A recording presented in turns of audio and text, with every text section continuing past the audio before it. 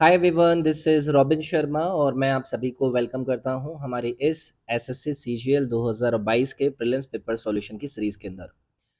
अभी तक हमने शिफ्ट 1 फर्स्ट दिसंबर का डिस्कशन कर लिया था और ये आपकी शिफ्ट 2 के जीएस के पेपर के डिस्कशन का पार्ट होगा।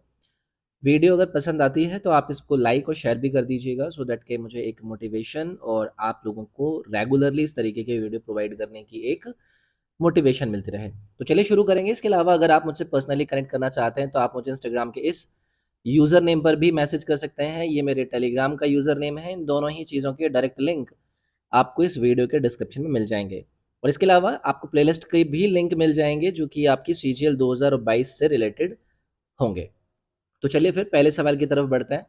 पहला सवाल आपसे पूछा जा रहा है कि दिए गए क्षेत्रों में से कौन सा मुख्य रूप से सामाजिक कल्याण के विचारों से प्रेरित है, यानी कि विच of the given sectors is largely driven by the considerations of the social welfare. देखो, अगर मैं आपसे बात करता हूँ ना कि हमारी जनरल इकोनॉमी के अंदर आपको मल्टीपल सेक्टर्स देखने के लिए मिलते हैं, तो ये उसी सेक्टर की बात कर रहे हैं कि इन चार में से आपका वो कौन सा सेक्टर है जिसको आप लार्जली ड्रिवन करा रहे हैं उन कंसिडरेशन से जहां पर आपको सोशल वेलफेयर यानी कि सामाजिक कल्याण से संबंधित विचार नजर आएंगे। देखो, अगर मैं आपसे बात करूं आपके पब्लिक सेक्टर की, तो आपको अगर पूछूं मैं कि भाई पब्लिक सेक्टर आखिरकार आपको अपनी जनरल डेफिनेशन क्या देता है, तो आप मुझसे कहोगे कि भाई यहाँ पर आपको एक सरकारी ओनरशिप नजर आएगी कि वो चीज़ों को कंट्रोल करें। इस बात पर नहीं कि वो कितना अपने अलग अलग प्रकार के फंक्शंस के अंदर इन्वॉल्व है।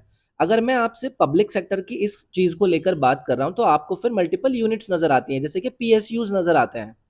इनको हम क्या कहते हैं, आपकी पब्लिक सेक्टर यूनिट्स कहते हैं या फिर पब्लिक सेक्टर अंडरटेकिंग्स कहते हैं।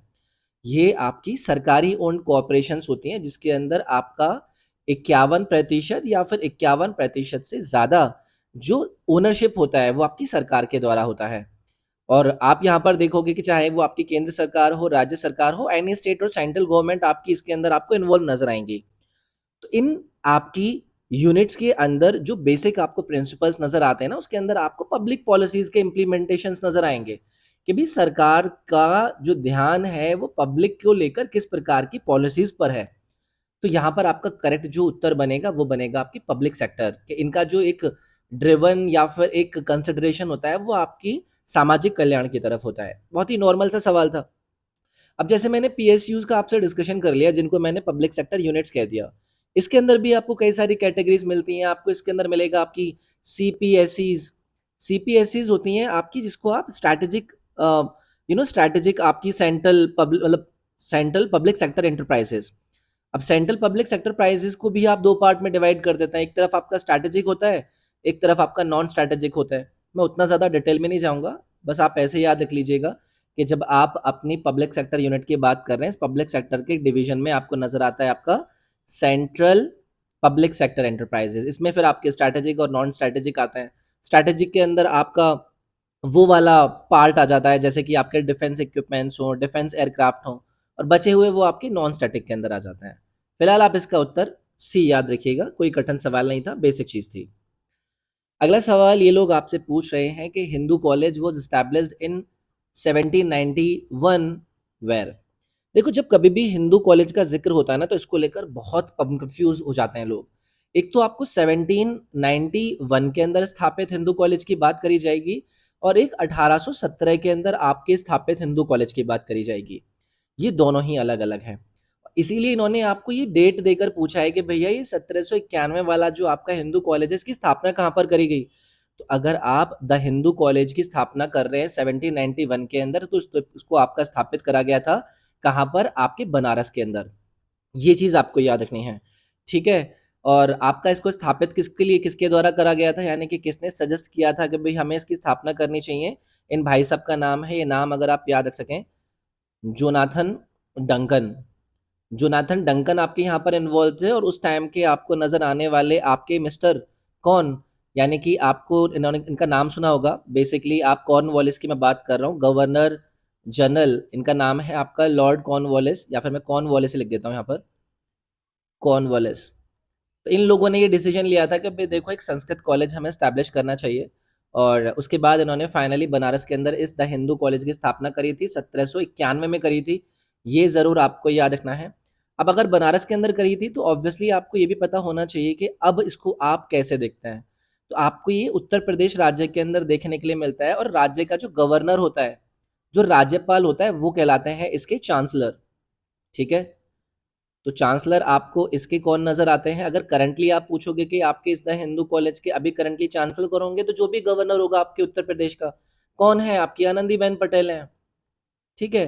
तो ये चीज़ें आपको याद रखनी है, इसमें कोई बहुत खतरनाक सी चीज़ नहीं होगी, बहुत बेसिक से ही आपके पार्ट होता है। तो ये आपको बात करी थी मैंने। इसके अलावा जो मैंने 1817 वाले कॉलेज की बात करी है ना, ये 1817 वाला इसकी स्थापना करी गई थी आपकी कलकत्ता के अंदर, कलकत्ता, ठीक है? तो ये छोटी बात याद रखनी थी, दोनों की डेट याद रखिएगा, किसकी स्थापना कहाँ पर है, वो चीज़ें आपको याद रखनी है। अच्छा, अगर मैंने देखो कॉर्नवालिस का यहाँ पर ज़िक्र करा है, तो इससे रिलेटेड क्या चीज़ें आपको याद रखनी है? परमानेंट सेटलमेंट लेकर आया था, मैं यहाँ पर लिख देता हूँ। परमानेंट सेटलमेंट लेकर आया था, ये रेवेन्यू सेटलमेंट का इनका एक मॉडल था, इसको लेकर मैं आपसे पहले भी बात कर चुका हूँ। इसके अलावा अगर कॉर्नवालिस को लेकर मैं एक और बात करूँ, तो आप कहोगे कि ये भाई साहब ने इंट्रोडक्शन किया था सिविल सर्विसेज़ का। सिविल सर्विसेज के इंट्रोड्यूसर के रूप में आपको मिस्टर कॉर्नवालिस का नाम जानने के लिए मिलता है। अब यार देखो, हम यहाँ पर कॉलेजेस की स्थापना और टाइम पीरियड की बात कर रहे हैं, तो आपने कुछ ऐसी यूनिवर्सिटीज़ के नाम सुने होंगे जिसको एसएससी बार-बार पूछता है। जैसे कि आपने नालंदा यूनिवर्सिटी के बारे में सुना होगा। अगर मैं आपसे पूछूँ नालंदा यूनिवर्सिटी के फाउंडर या फिर स्थापक कौन थे, तो आप सभी को पता होना चाहिए, कुमार कुमार गुप्त वन, ठीक है? इनको आपको याद रखना है। और एक और आपकी एक इम्पोर्टेंट यूनिवर्सिटी थी जिसको आप जानते हैं, विक्रमशिला यूनिवर्सिटी के नाम से, ठीक है? विक्रमशिला यूनिवर्सिटी के स्थापक कौन थे? ये था आपके धर्मपाल, धर्मपाला, जो भी बोलना है आप अपने हिसाब से बोल दीजिएगा, ठीक है? THRAMPALA, धर्मपाला। तो ये संबंधित जानकारी थी, याद रखिएगा आप। अगला सवाल देखिए, अगला सवाल ये आपसे पूछ रहे हैं कि 1873 में ज्योतिबा फूले ने किस भाषा में गुलामगिरी लिखी थी? किसने लिखी है? पहली चीज़ ये याद रखिएगा, गुलामगिरी ज्योतिबा फूले ने।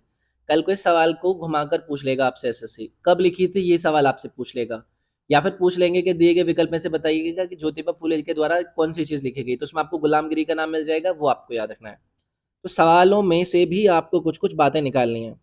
अब हमें ये बात यहाँ पर याद रखनी है कि ये जो गुलामगिरी था, इसको ज्योतिबा फुले ने किस आइडिया से आपका यहाँ पर आपका लॉन्च किया था, या फिर क्यों इसको लेकर आए थे? तो जो कास्ट सिस्टम था ना, कास्ट सिस्टम को अपोज़ करने के लिए, यानी कि उसका विरोध करने के लिए ज्योतिबा फुले के द्वारा इस गुलामगिरी का यू नो अ, एक मतलब बेसिकली टैक्ट था। लोगों को जागरूक करना, लोगों को बताना, मतलब आप ऐसे मान लीजिएगा कि ऐसे के फॉर्म में ये था। निबंध के फॉर्म में ये आपको नज़र आता है, जिससे लोगों को जागरूक करना चाहते थे कि यार ये वर्ण पिलाड़ी ठीक नहीं है। ठीक है? हमने टाइम पीरियड भी याद रख लिया, 1873 के अंदर इसको लिखा था और इसका प्रकाशन 1885 में हुआ था। ये एक और चीज़ आप यहाँ पर याद रखिएगा। इसके अलावा ज्योतिबा फुले से रिलेटेड अगर मैं बात करूँ, महाराष्ट्र में जन्मे थे, तभी आपको यहाँ पर ये वाली लैंग्वेज, कौन-सी लैंग्वेज में लिखा गया था? ये मराठी में लिखा गया था। सवाल का उत्तर आपको याद रखना है। तो महाराष्ट्रियन बॉन्ड थे, सोशल रिफॉर्मर, एक लेखक, या फिर एंटी कास्ट के रूप में आपको नज़र आते थे कि भई ये कास्ट सिस्टम नहीं होना चाहिए। इनकी वाइफ़ भी बहुत इम्पोर्टेंट रोल अदा करती हैं। ज्योतिबा फुले की वाइफ़ का नाम क्या था? सावित्री बाई फुले, मैं लिख देता हूँ, सावित्री बाई फुले। ठीक है? इन्होंने भी कई जगह पर अपना योगदान दिया। मतलब आई थिंक वुमेन्स एजुकेशंस के ऊपर इनका योगदान रहा है, अगर मैं आपसे बात करूँ। वुमेन्स एजुकेशंस के ऊपर इनका काफ़ी योगदान रहा। 1848 का टाइम था, जब यहाँ पर ज्योतिबा फुले आपको पहला गर्ल्स ओनली स्कूल आपके पुणे के अंदर स्थापित करते हुए नज़र आते हैं। तो ये कई सारी चीज़ें हैं यार, ये आपको याद रखना है। इसके अलावा आपको एक और चीज़ याद रखना है, इनके द्वारा स्थापित करा गया था आपका सत्यशोधक समाज। ठीक है? Satyashodhak Samaj, society of truth seekers, इन्होंने यहाँ पर आपका स्टार्ट किया था। ये सब चीज़ें आपको ज्योतिबा फुले से संबंधित याद रखनी थी। ठीक है? आगे आइए। अगला सवाल ये आपसे पूछ रहे हैं कि दिए गए विकल्प में से बताइए कि कौन-कौन सी फसलें आपको राबी फसलों के रूप में नज़र आ रही हैं। अब देखो, पहली चीज़ तो ये है कि राबी क्रॉप्स होती क्या है? राबी फसलें आप कहते हैं किनको हैं? ये सवाल एसएससी बहुत बार पूछ चुका है। तो ये आपकी सर्दियों में प्लांट करी जाती है, यानी कि विंटर प्लांटेड होती हैं। ठीक है? विंटर प्लांटेड आपकी क्रॉप्स होती हैं। विंटर प्लांटेड आप ऐसे मान लीजिएगा कि जैसे आपका अक्टूबर-दिसंबर वाला आपका टाइम पीरियड आता है, मैं लिख देता हूँ, अक्टूबर-दिसंबर के बीच में आपको इसका बोना यानी इनका सोनिंग शुरू हो जाता है। और अगर मैं इनकी कटाव की बात करूँ या फिर हार्वेस्ट सीज़न की बात करूँ, तो हार्वेस्ट सीज़न इसका रहता है आपका कब रहता है? आई थिंक ये आपका समर्स के अंदर होता है, अप्रैल-जून वाले टाइम के अंदर ये आपकी काटी जाती है। ठीक है? तो ये राबी क्रॉप्स से संबंधित है। अगर मैं आपसे इसके एग्ज़ाम्पल की बात करूँ कि राबी क्रॉप्स के एग्ज़ाम्पल क्या होते हैं, तो इसमें आपको आपका व्हीट नज़र आएगा। व्हीट के साथ-साथ आपको बार्ले नज़र आएगा। बार्ले के साथ आपको ग्राम, ग्राम क्या होता है? चना। इसके बाद आपको पीस नज़र आएगा, आपको मतलब ये कुछ इम्पोर्टेंट है। तो कौन-सा करेक्ट आंसर हो जाएगा आपका? बार्ले एंड ग्राम। ये दोनों के दोनों आपके राबी क्रॉप्स का एग्ज़ाम्पल नज़र आएँगे। इसके अलावा देखो और भी फसलें होती हैं, जैसे कि एक फसल के बारे में आपने सुना होगा खरीफ फसल, खरीफ क्रॉप। ये क्या होती है? खरीफ क्रॉप आप ऐसे मान लीजिएगा कि जब आपको साउथ वेस्ट मानसून आपके देश के अंदर एंट्री मारता हुआ नज़र आता है ना, उस टाइम पर ये आपको बोती हुई नज़र आती हैं। यानी कि इनको जो बोना शुरू होता है, जब इनको सोन करा जाता है, वो होता है आपकी गर्मियों वाला टाइम। यानी कि मई से लेकर अर्ली जून तक इनका बुआव शुरू होता है और इनका कटाव आपको देखने के लिए मिलता है कब? जब आपका मानसून रेन शुरू होता है, कब? आप मतलब मानसून रेन जब बिगिनिंग इन द अक्टूबर के टाइम में ये आपको नज़र आते हैं, हार्वेस्टिंग होते हुए। तो जहाँ पर आपको ये बुवाई शुरू नज़र हो रही थी राबी की, उस टाइम पर जो खरीफ क्रॉप्स हैं, उनकी आपको कटाई नज़र आएगी। एक और होती है, वो आप याद रखिए, अगर आप याद रख सकें, ज़ैद क्रॉप। ज़ैद क्रॉप आप ऐसे मान लीजिएगा मार्च जुलाई के टाइम में ये आपका हार्वेस्टिंग होता है, ठीक है? मतलब जो राबी और खरीफ वाला टाइम था ना, उसके बीच में इनकी आपको शुरुआत होती है। सीज़नल फ्रूट्स, वेजिटेबल, फूडर्स टाइप की चीज़ें इसके टाइम के अंदर आती हैं। खरीफ क्रॉप के एग्ज़ाम्पल के अंदर अगर मैं बात करूँ, तो इसमें आपका राइस आ जाएगा। राइस के साथ आपको मेज़, मेज़ क्या होता है आपका? मक्का होता है, ये आ जाएगा। पल्सेस यानी कि दाल, जैसे कि आपकी उड़द हो गया, मूँग हो गया, ये सभी के सभी आपके खरीफ क्रॉप के अंदर आएँगे। ठीक है?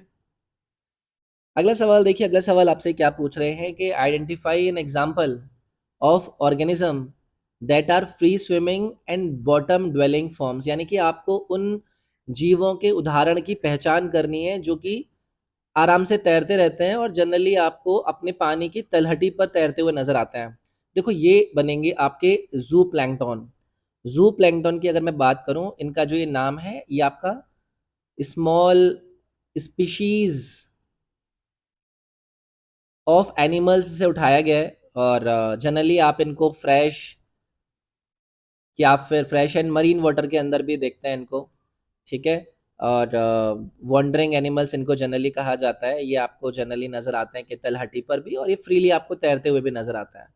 तो ऐसे करके याद रख लीजिएगा, ऐसे कई सारे एग्जाम्पल्स होते हैं जिनको आप जीवों के कैरेक्टरिस्टिक्स के आधार पर निर्धारित करते हैं, उनको नाम देते हैं। तो ये जू प्लैंकटन आप यहाँ पर याद रखिएगा।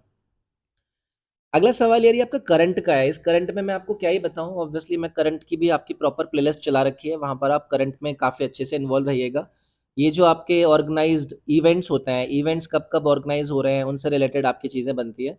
तो 2019 का मिलिट्री वर्ल्ड गेम ऑर्गेनाइज़ यहाँ पर कराया गया था। कहाँ पर कराया गया था? ये सवाल आपसे ऐसे करके पूछ रहे हैं।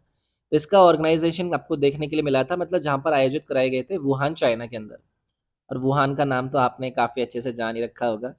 अब इसका आज के टाइम में इम्पैक्ट अगर आप देखोगे, तो 2023 के जो ये आपके मिलिट्री वर्ल्ड गेम्स हैं, इनका आयोजन कराया जाने जा रहा है रशिया के अंदर। ये एक आप एक्स्ट्रा चीज़ यहाँ पर ज़रूर याद रखिएगा, ठीक है? तो ठीक है, आगे बढ़ते हैं। अगला सवाल आपसे पूछ रहे हैं कि Abdul Karim Khan was the exponent of which school of Hindustani music? देखो, जब हम हिंदुस्तानी म्यूज़िक की बात करते हैं ना, तो हमें कई सारे घराने नज़र आते हैं। उन घरानों के जनरली आपसे फाउंडर्स के बारे में पूछा जाता है। तो यहाँ पर आपको पहले तो फाउंडर का नाम दे दिया गया है और फाउंडर का नाम देने के बाद आपसे पूछ रहे हैं कि किस घराने के फाउंडर के रूप में ये देखने के लिए मिलते हैं। तो ये आपके रहेंगे किराना घराना, ठीक है? तो किराना घराना के अगर आपसे पूछा जाएगा कि फाउंडर कौन है, ये आपका यूपी से संबंधित है। यूपी के शामली डिस्ट्रिक्ट के अंदर आपका ये एक नाम लिया गया है। ये याद रखना है। और कुछ जैसे आपको आगरा घराने की बात करूँ, या पहले इनकी बात कर लेते हैं, ठीक है? दिल्ली घराना का कौन है, किसी को आइडिया है? मतलब मैं यहाँ पर बेसिक लिख देता हूँ, ठीक है?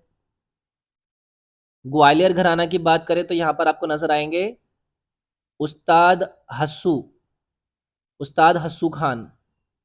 मतलब ये मेन मैं नाम लिख देता हूँ, और भी लोग इन्वॉल्व होते हैं। इसके अलावा अगर मैं आपसे बनारस की बात करूँ, ठीक है, स्पेलिंग गलत कर दी भाई मैंने। बनारस घराना के फाउंडर के रूप में आपको नज़र आएँगे पंडित गोपाल मिश्रा। इसके अलावा और कौन-सा है? आगरा घराना की चलो बात कर लेते हैं। आगरा घराना को लेकर सवाल पूछा जा चुका है। ये है आपके अब्दुल करीम खान। ये मतलब याद रखना है। अब इनको मतलब आप एक बार सर्च कर लेना।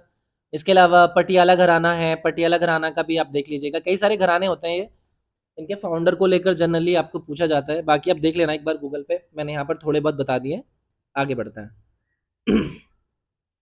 अगला सवाल ये आपसे पूछ रहे हैं कि बिहार के चीफ मिनिस्टर 8वें टाइम कौन बने हैं? भाई देखो आसान है, इसमें किसी को प्रॉब्लम नहीं होगी।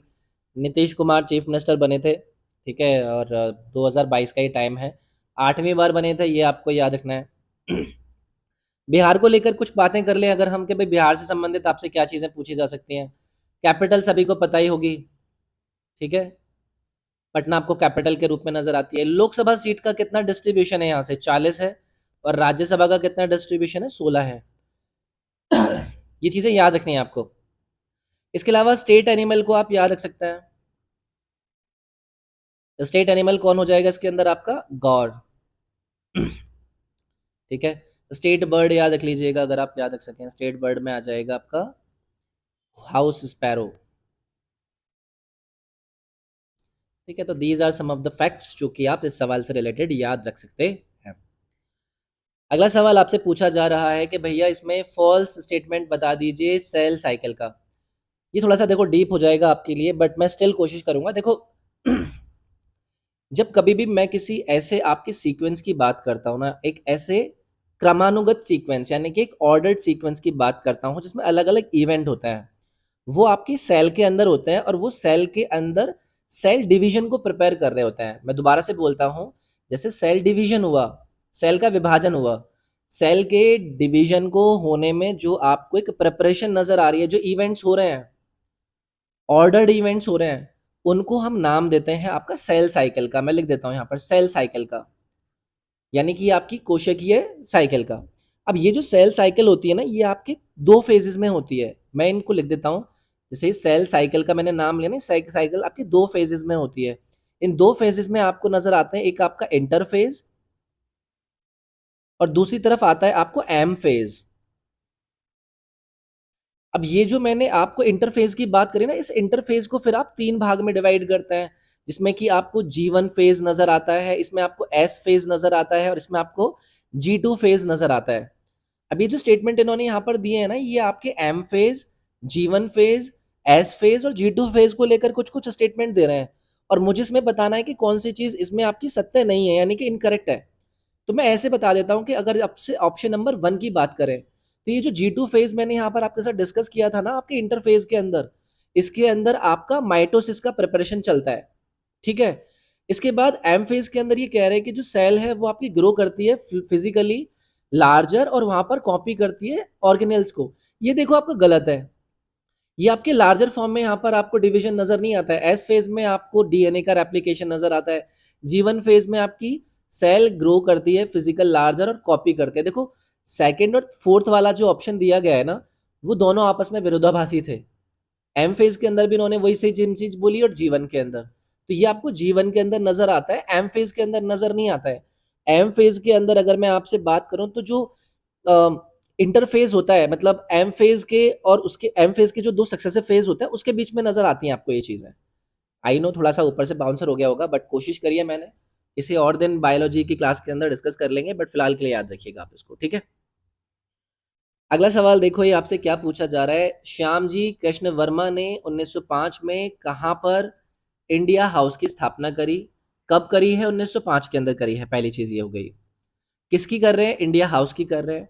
कौन कर रहे हैं? श्यामजी कृष्ण वर्मा कर रहे हैं, ये आपका यहाँ पर उन्होंने सवाल पूछा। भाई पहली चीज़ तो इसका आंसर हो जाएगा लंदन के अंदर करी, ठीक है? इसके बाद आपको याद रखना है कि ये था क्या? ये जो इंडिया हाउस की हम बात कर रहे हैं, आखिरकार ये था क्या? तो आप इसको ऐसे याद रख लीजिएगा कि ये विद्यार्थियों के रेज़िडेंस के रूप में यूज़ करा जाता था। यानी कि मैं इसको बोल सकता हूँ स्टूडेंट स्टूडेंट रेज़िडेंस। लंदन के अंदर इसका आपको स्थापित करा गया था और अगर मैं आपके श्यामजी कृष्ण वर्मा की बात करूँ तो भारत के अंदर होने वाले मल्टीपल जो आपको यू नो इवेंट्स नज़र आते थे, उसको काफ़ी ये वहाँ पर सपोर्ट करते थे, वहाँ पर उठने वाली बातों में ही अपना इन्वॉल्वमेंट रखते थे। काफ़ी बड़े लॉयर, जर्नलिस्ट के रूप में इनका नाम रहा। बट फिलहाल के रूप में आप इतना याद रख लीजिएगा कि श्यामजी कृष्ण वर्मा ने इंडिया हाउस की स्थापना करी 1905 के अंदर। कहाँ पर करी? नॉर्थ लंदन के अंदर। ये छोटी-छोटी बात आप याद रखिएगा। अगला सवाल ये आपसे पूछ रहे हैं कि इंदिरा गांधी शहरी रोजगार गारंटी योजना 2022 को इम्प्लीमेंट करा गया कौन सी राज्य सरकार के द्वारा? मेरी आपके इसी यूट्यूब के ऊपर गवर्नमेंट स्कीम्स ऐसी टॉपिकल करंट अफेयर की सीरीज चल रही है, प्लीज़ उसको ज़रूर देखना। अगर मैं इस वाले सवाल की बात करूँ तो इसको आपका राजस्थान सरकार ने लॉन्च किया था। इसका हमें याद रखने का उतना ज़रूरी नहीं है, इसीलिए मैं आपसे बस इतना कह रहा हूँ कि ऐसी जितनी भी स्कीम्स अलग-अलग राज्य सरकार, केंद्र सरकारों के द्वारा लॉन्च करी जाती हैं, वो हमें करंट से रिलेटेड याद रखनी है और वो मैं आपको इसी यूट्यूब चैनल पर करा रहा हूँ, ज़रूर उसको देखिएगा। प्लेलिस्ट पूरी की पूरी मैंने क्रिएट कर रखी हैं। आगे आइए।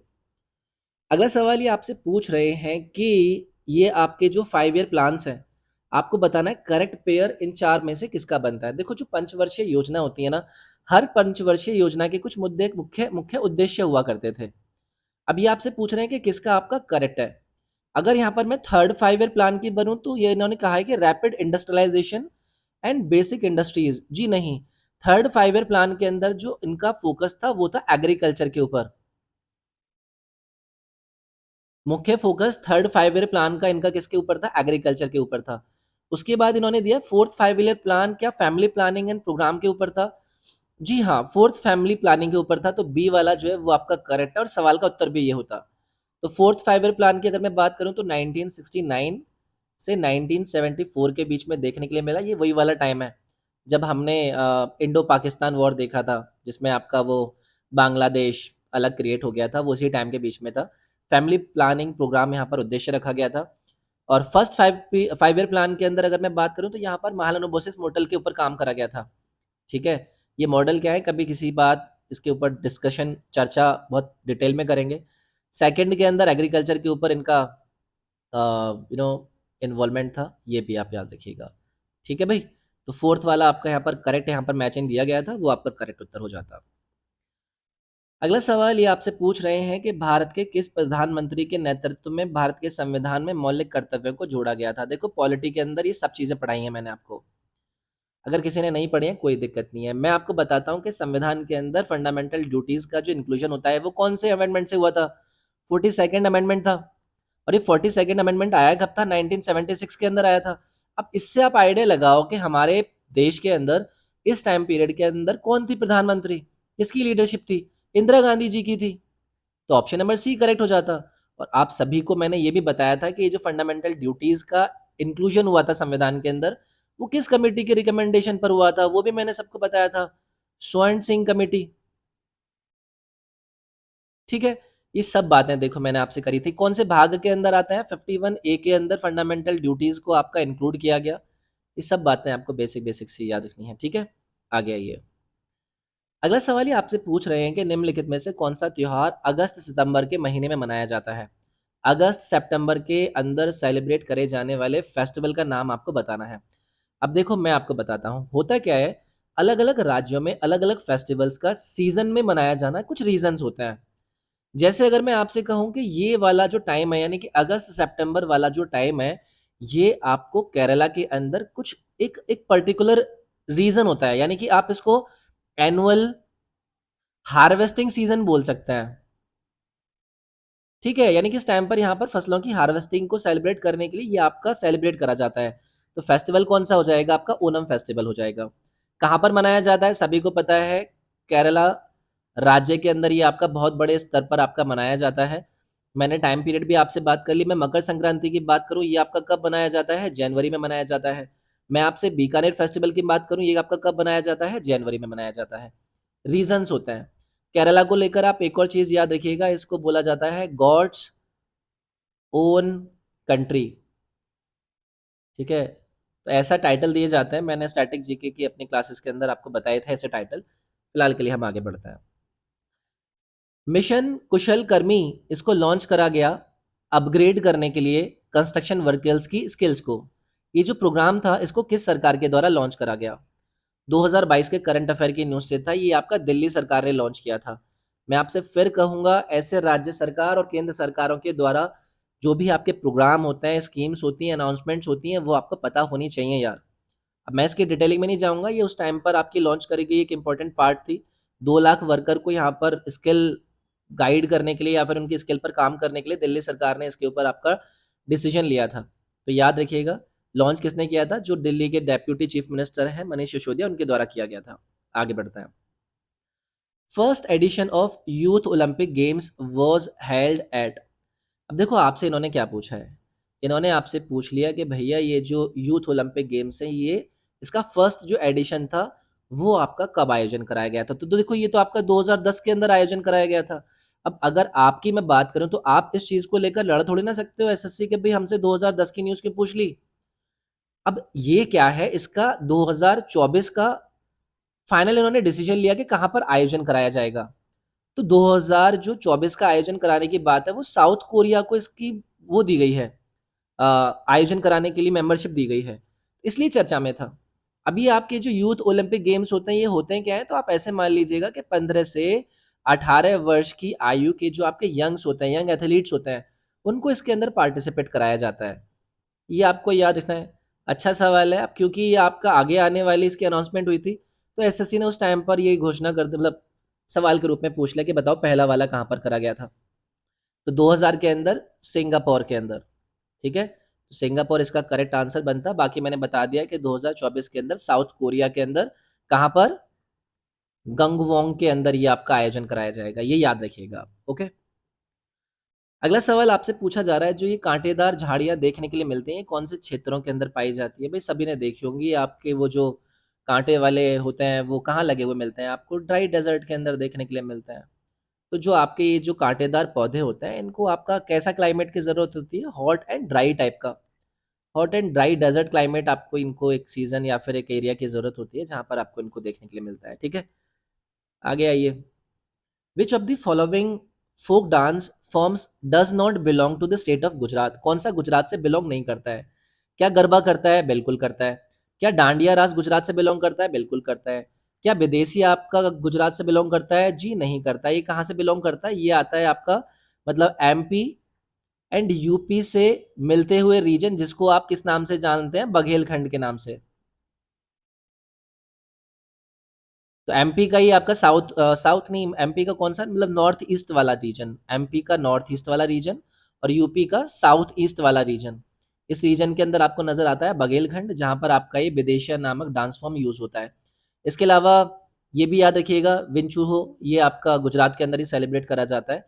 ऐसे मल्टीपल फ़ोक डांसेस, जैसे कि एक मैं आपको बताऊँ, कुछ एक एक मतलब अगर मैं यहाँ पर लगे हाथों बता दूँ, चाव का आपने नाम सुना होगा। ये आपका मतलब उड़ीसा, वेस्ट बंगाल, झारखंड वाले रीजन्स के अंदर आपका देखने के लिए मिलता है। गरबा के बारे में आप जानते ही हैं। एक आपको नज़र आएगा स्वांग। स्वांग आपको कहाँ पर देखने के लिए मिलता है? ये आपको नज़र आएगा, मतलब एक एक एक राजस्थान, हरियाणा वाले रीजन के अंदर देखने के लिए मिलता है। वैसे डांस फॉर्म्स पर भी मैं आपकी यहाँ पर एक स्टैटिक क्लास लेकर आऊँगा। उसके अंदर डिटेल में भी डिस्कस करेंगे इसके ऊपर। अगला देखिए, Who among the following classical dancers was rewarded with the Padma Vibhushan award in 2003? अब देखो आप में से कई सारे स्टूडेंट्स ये बोलोगे कि सर 2003 के भी हमें ये सब चीज़ें याद रखनी है क्या? देखो एक नाम है, ये नाम बहुत बड़ा है। नाम है इनका सोनल मानसिंह। अब जब हम कभी भी चर्चाओं में किसी ऐसे व्यक्तित्व के बारे में कोई न्यूज़ देखते हैं ना, तो हमें फिर देखना होता है कि उनकी हिस्ट्री किस प्रकार की रही है। तो देखो, एक प्रोमिनेंट इंडियन क्लासिकल डांसर के रूप में आपको जानी जाते हैं। अब कल कोई सवाल आपसे पता क्या पूछेंगे कि बताइए दिए गए विकल्प में से जो सोनल मानसिंह है, ये कौन से डांस फॉर्म से आपके एसोसिएटेड है? तो वहां पर आपको याद रखना है भरतनाट्यम और उसके साथ साथ उड़ीसी। इन दोनों डांस फॉर्म्स के अंदर इन्होंने निपुणता हासिल करी है। 2003 के अंदर ये पहली इंडियन वुमेन डांसर बनी थी जिनको पद्म विभूषण का अवार्ड दिया गया था। आप समझ रहे हो? तो अगर मैं इनके नाम पर कोई फैक्ट क्रिएट करूं और आपसे पूछूं कि पहली महिला, और आपने ऐसे बहुत सवाल आते हुए देखे होंगे। अब इन्होंने ऐसे करके नहीं पूछा है कि भाई पहली महिला कौन थी, वो जो कि क्लासिकल डांसर थी, उनको पद्म विभूषण का अवार्ड मिला था, तो वो आपकी सोनल मानसिंह थी। इन्होंने सवाल घुमाकर पूछ लिया कि इनको जो अवार्ड दिया गया पद्म विभूषण का 2003 में, वो किसको दिया गया? तो यहाँ पर आपको याद रखना है सोनल मानसिंह। इसके अलावा 1992 के अंदर इनको पद्मश्री भी, पद्म भूषण दिया गया था। पद्म भूषण भी दिया गया था और जब इन्होंने ये हासिल किया था तो इसको हासिल करने वाली ये यंगेस्ट रिसिपेंट बनी थी, यानी कि हासिल करने वाली सबसे कम उम्र की पद्म विभूषण अवार्ड को हासिल करने वाली महिला बनी थी। तो ऐसे फैक्ट याद रखने पड़ते हैं, जब कभी भी आपको कोई ऐसे नजर आए तो जरूर ध्यान दिया करिए। एक्सक्लेरेशन यानी कि त्वरण का ऐसा यूनिट क्या है, मीटर पर सेकंड स्क्वायर होता है। सभी को पता होना चाहिए, कहाँ पर है, ये रहा। ठीक है, ये बहुत बेसिक सी चीज़ है। आप सबको पता होना चाहिए कि भाई लेंथ की बात होती है, लेंथ को हम एसआई में मीटर में डिनोट करते हैं। मास की बात करें उसको हम किलोग्राम में करते हैं। ये सब बेसिक बेसिक सी चीज़ें पता होनी चाहिए। ठीक है, आगे आइए। अगला ये आपसे पूछ रहे हैं क्या, द तमिल वर्ड का नाम क्या है, मुवेंद्र, mentioned in the Sangam poems, इसका अर्थ क्या है। देखो मैं समझ सकता हूँ आप में से कई सारे लोग ये सोचेंगे कि यार ऐसे तो कई सारे शब्द यूज होंगे, संगम पोएम्स पढ़नी पड़ेंगी क्या। लेकिन अब देखो ये चीज़ें क्या है ना, जैसे अशोका की बात करता हूँ। अशोका का जब हम टाइम पीरियड डिस्कशन करते हैं ना, तो उनके टाइम पर कई सारे ऐसी चीज़ों को आप अपॉइंट करते हुए देखते हैं। ठीक है, कई सारे ऐसे लोगों को यूज़ करते हैं। तो देखो कई सारी जो रूलिंग फैमिलीज हुआ करती थी, जैसे कि मैं आपका नाम लूँ किस किस का, चोलास का, चेराज का और पांड्यास का, संगम एज के अंदर उनके द्वारा उनकी पोएम्स के अंदर मल्टीपल नामों का मेंशन देखने के लिए मिलता है। तो अगर आपसे मूवेंद्र का नाम पूछा जाएगा तो उसमें आप याद रखिएगा तीन प्रमुख। ठीक है, तो ये आपको याद रखना है, तमिल वर्ड है, तीन चीफ और रूलिंग फैमिलीज का जिक्र करते हैं। ये तीन रूलिंग फैमिलीज किसको जिक्र करते हैं यहाँ पर, चेरा, चोला और पांड्यास को। तो थ्री चीफ्स का जो यूज है ये आपका इस मूवेंद्र शब्द से आपका यूज होता है, याद रखोगे। चलिए याद रखना है। The vice president of India is elected for the period of how many years. यार अगर मैं वाइस प्रेसिडेंट की बात कर रहा हूँ तो क्या इसमें से किसी को दिक्कत होगी, आप मुझे बताइए। भाई 5 ईयर्स के लिए इलेक्शन होता है, एकदम बेसिक सी चीज़ है। उपराष्ट्रपति की हम बात कर रहे थे। ठीक है, सेकंड हाईएस्ट, मैं यहाँ पर लिख देता हूँ, सेकंड हाईएस्ट कॉन्स्टिट्यूशनल हेड की उपाधि इनको दे दी जाती है। और इसके अलावा अगर मैं आपसे वाइस प्रेसिडेंट की बात करूँ तो ये आपके एक्स ऑफिशियो चेयरमैन भी होते हैं, इसके आपकी राज्यसभा के। ठीक है, बेसिक बेसिक सी बातें हैं। और ठीक है, और मैं क्या ही बताऊँ इससे रिलेटेड, बाकी हम डिस्कस करते ही रहेंगे। तो 5 साल का इनका टर्म होता है। अगला सवाल आपसे पूछ रहे हैं कि हाईएस्ट क्वालिटी ऑफ कोल। यार केमिस्ट्री के अंदर मैंने कितनी बार बताया कि एंथ्रासाइट। कभी भी अगर आपसे पूछा जाएगा कि कोल यानी कि कार्बन की सर्वाधिक प्रतिशत मात्रा आपको कहाँ पर नजर आती है, तो एंथ्रासाइट के अंदर आपको 86% कार्बन नजर आता है और बाकी का 14% आपका वॉलेटाइल मेटल होता है, मैटर होता है। ठीक है, कोल की बात करूं तो कोल देखो ऑब्वियसली आपका फॉसिल फ्यूल्स के अंदर सबसे ज़्यादा मात्रा में उपलब्ध आपको एक फॉर्म नज़र आता है। जैसे एक और इनकी भी बात कर लेते हैं, लिग्नाइट की बात करूं तो ये आपका लो ग्रेड ब्राउन कोल होता है। ठीक है, सॉफ्ट होता है, मॉइस्चर इसके अंदर काफ़ी ज़्यादा होता है। इसके बाद यहाँ पर आपको बिटमनस दे रखा है, बिटमनस भी आपका कोल का ही पार्ट है। और जहाँ पर ज़्यादा टेम्परेचर आपको नज़र आता है वहाँ पर देखने के लिए मिलता है। पीट की बात करूँ तो देखो ये आपका जो सड़े हुए आपके प्लांट्स होते हैं या फिर जो बहुत ज़्यादा स्वैम्प एरियाज होते हैं वहाँ पर आपको पीट कोल देखने के लिए मिलता है। लो कार्बन आपको यहाँ पर भी नज़र आता है, लो हीटिंग कैपेसिटी आपको इसकी नज़र आती है। फिलहाल एंथ्रासाइट को यहाँ पर हमने करेक्ट आंसर के रूप में जाना। अगला सवाल है, जीवाणु कशाभिका के तीन भाग क्या हैं। बैक्टीरियल फ्लैगेलम के तीन भागों के बारे में आपको यहाँ पर बताना है। देखो बैक्टीरियल फ्लैगेला, पहले आपको इसके बारे में पता होना चाहिए। तो देखो ये आपकी कुछ चीज़ों से मिलकर बने होते हैं। इसमें आपको कॉइल्ड थ्रेड लाइट स्ट्रक्चर, एक शार्प बैंड और रोटेटरी मोटर के साथ नज़र आते हैं जो कि बेस पर आपको नज़र आता है।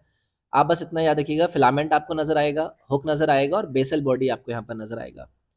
ठीक है, तो ये आप याद रखिएगा, मैं इतना ही कहूँगा, बाकी और क्या ही है, समझ रहे हो आप। चलो आगे बढ़ते हैं। ये आपका अंतिम सवाल है आपकी इस क्लास का। कॉमन नेम बताना है आपका CaOCl2 का। भाई देखो मैंने आपसे हमेशा कॉमन नेम्स को याद करने के बारे में कहा है।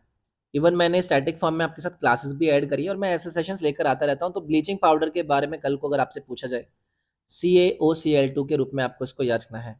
ठीक है, याद रखोगे, याद रखना है। चलो इतना ही बहुत है। बाकी देखो वॉशिंग सोडा की अगर मैं बात करूँ तो यहाँ पर आपको नज़र आ जाएगा Na2CO3, ये आप इसका याद रखिएगा। बेकिंग सोडा की बात करें तो ये आपका NaHCO3 हो जाएगा। जिप्सम की बात करूँ CaSO4.2H2O हो जाएगा। तो इनको बाकी वालों को भी याद रख लीजिएगा, वैसे तो मैं आपको कराते ही रहता हूँ। तो यार ये थी आपकी 1 दिसंबर की शिफ्ट 2 के जीएस क्वेश्चंस की डिस्कशन वीडियो। वीडियो पसंद आती है तो आप लाइक ज़रूर कीजिएगा। आपको शायद उससे ज़्यादा फ़र्क ना पड़े, लेकिन मुझे बहुत मोटिवेशन मिलता है। आप वीडियो को शेयर कर सकते हैं, चैनल को सब्सक्राइब कीजिएगा और आप इस वीडियो के डिस्क्रिप्शन की डिटेलिंग एक बार ज़रूर विज़िट कीजिएगा। वहाँ पर आपको मेरे इंस्टाग्राम के लिंक, आपको टेलीग्राम के लिंक और बाकी के इंपॉर्टेंट लिंक्स मिल जाएँगे। तो मिलता हूँ यार मैं आपसे अपनी अगली वीडियो के अंदर। अपना ख्याल रखिएगा। Thank you, take care, bye bye. और इस कमेंट सेक्शन के अंदर बताइएगा कि कैसी लगी आपको वीडियो। अगली वीडियो में मिलते हैं आपसे। Bye bye.